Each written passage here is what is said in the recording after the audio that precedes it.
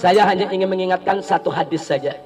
Kita tahu peran ibu itu sebagaimana dikatakan al-jannatu tahta aqdamil ummahat. Sorga itu ada di bawah telapak kaki ibu. Nah, saya berharap kalau kita membaca hadis ini, Bu, kita harus pahami dari dua sisi. Pertama sisi hak, kedua sisi kewajiban.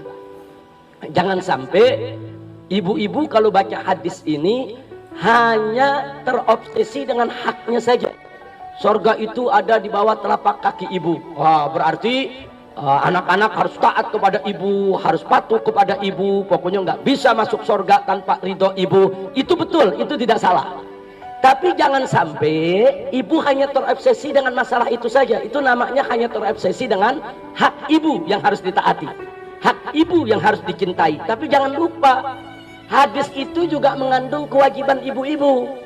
Sorga itu ada di bawah telapak kaki ibu. Artinya generasi penerus ibu itu bisa masuk sorga atau tidak bisa masuk sorga tergantung pendidikan ibu. Nah, ini kan namanya kita bicara apa? Kewajiban. Nah, bukan hanya bicara hak.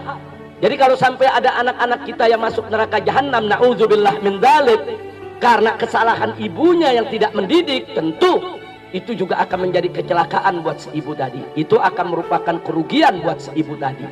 Dan kalau bicara sorga, bukan hanya sorga yang di akhirat, sorga di dunia pun tidak akan terwujud tanpa peran ibu-ibu. Siapa yang berperan mendorong suami-suami ibu menjadi pegawai-pegawai yang jujur kalau bukan ibu?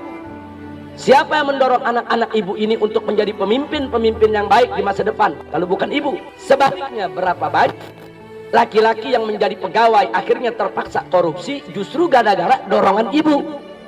Nah, jangan lupa tuh, kadang-kadang nih udah gajinya pas-pasan, begitu pulang apa kata istri ngomongnya, pak tetangga habis beli emas tuh pak tetangga modelnya baru tuh pak.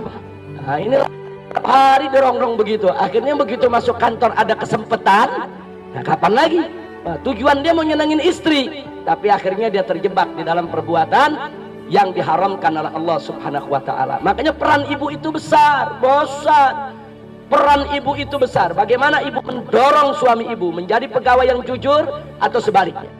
Bagaimana ibu mendidik anak-anak ibu menjadi calon pemimpin yang baik atau sebaliknya? Nah, mudah-mudahan dengan bimbingan ibu-ibu yang ada di sini, anak-anak ibu ke depan akan menjadi manusia-manusia sholihin dan sholehat yang akan berguna untuk keluarga, masyarakat, bangsa, dan negara. Dan mudah-mudahan suami-suami ibu juga menjadi pekerja-pekerja keras yang rajin dan jujur, serta nafkah yang didapatkannya berkah.